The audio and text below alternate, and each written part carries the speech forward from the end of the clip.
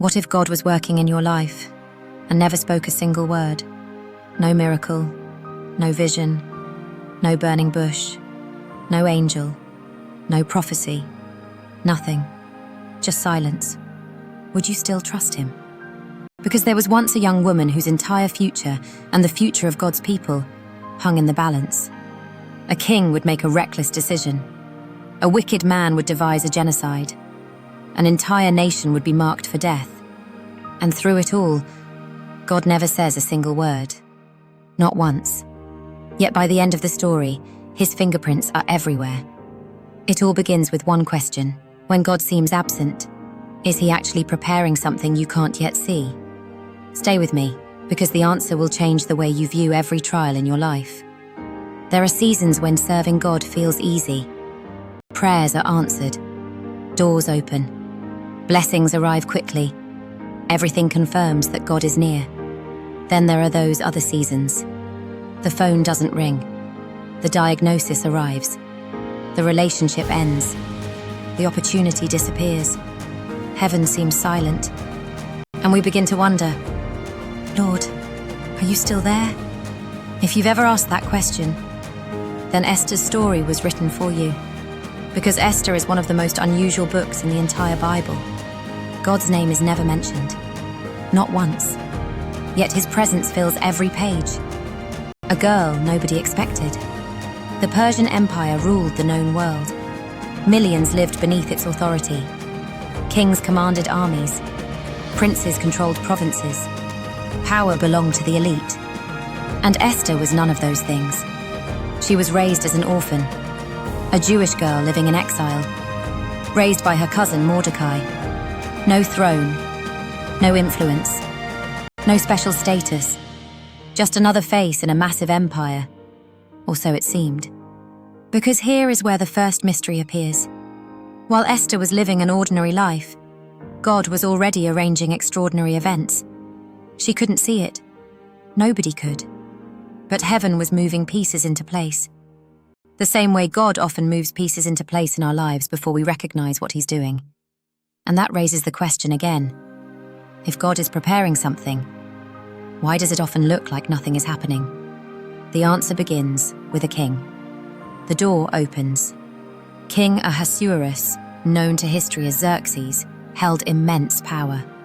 One day, after a chain of events nobody could have predicted, Queen Vashti was removed from her position, and a search began for a new queen. Thousands of young women were brought before the king. Thousands. And among them stood Esther. Think about the odds. An orphan, a foreigner, a Jew, one among countless others. Yet somehow, the king chose her. Not a princess, not a noblewoman. Esther. Was this coincidence or providence? To everyone watching, it appeared to be luck. But years later, it would become clear. God was positioning his servant exactly where she needed to be, long before she knew why. And perhaps he's done that in your life too. A job, a friendship, a move, a setback, a delay. Things that made no sense at the time. But God was building a path you could not yet see. Because God's preparation often looks like ordinary life until the moment it becomes extraordinary. The enemy appears, then the story darkens. A man named Haman rises to power and becomes the king's most trusted advisor. But Haman was proud, arrogant, consumed with self-importance. When Mordecai refuses to bow before him, Haman's pride turns into hatred. But he doesn't stop with Mordecai. He decides to destroy every Jew in the empire. Men, women, children, all of them. An official decree is issued. The date is set. The countdown begins. Imagine the terror. Imagine hearing that your family has been sentenced to death. Imagine knowing that an empire has already approved your destruction. And where is God? There is no thunder, no earthquake, no prophet, no miracle, only silence. Have you ever felt that way? Like evil was advancing and heaven was doing nothing. Like the enemy was winning.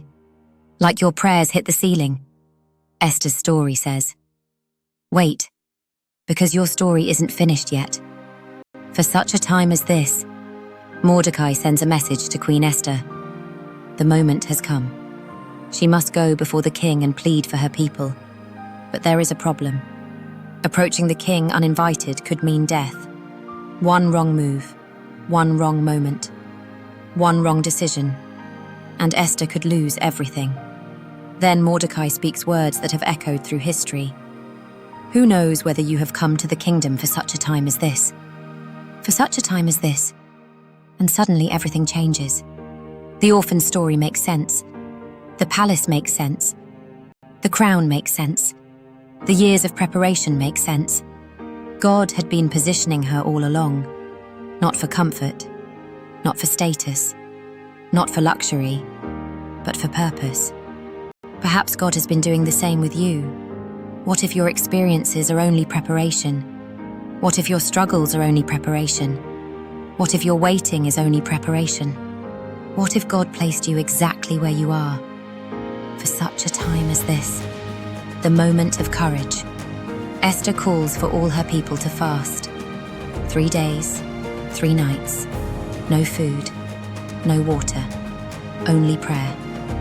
Then she walks toward the throne. Every step could be her last. The guards watch, the court watches, the king watches. And then, the king extends the golden scepter. She lives, but notice something remarkable. God didn't part a sea. He didn't send fire from heaven. Instead, he worked through courage. Often, God's greatest miracles happen through ordinary people, choosing extraordinary faith. The reversal. Nobody saw coming.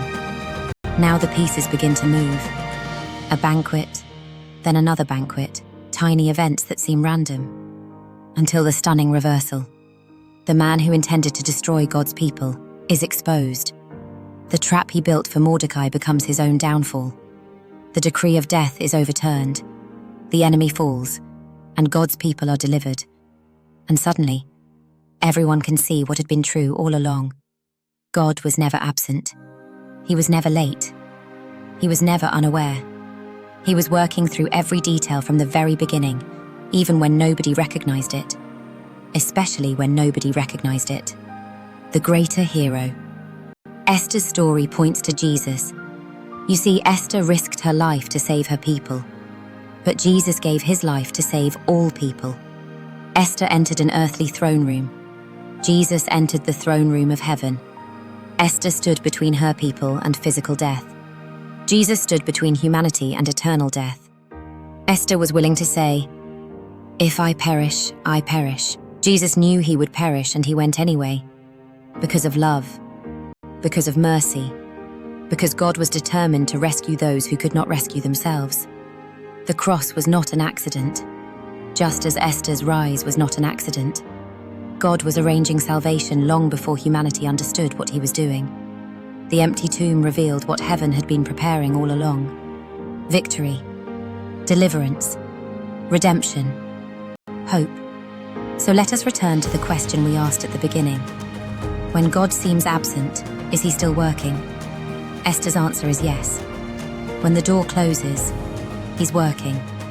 When the diagnosis arrives, he's working. When the future seems uncertain, he's working. When your prayers seem unanswered, he's working. When heaven feels silent, he's working. The God of Esther has not changed. He is still arranging circumstances, still opening doors, still protecting his people, still fulfilling his promises, still writing stories whose endings we cannot yet see. And one day, just as Esther discovered, you will look back and realize that what appeared to be silence was actually providence. What appeared to be delay was preparation. And what appeared to be coincidence was the hand of God all along.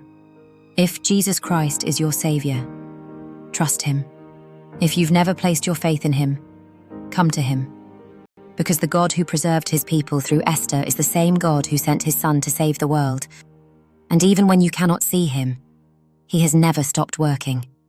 He's working now, on your behalf, through this message.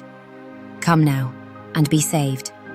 Turn your life over to Jesus before it is too late, because tomorrow is promised to no one. Choose Jesus today.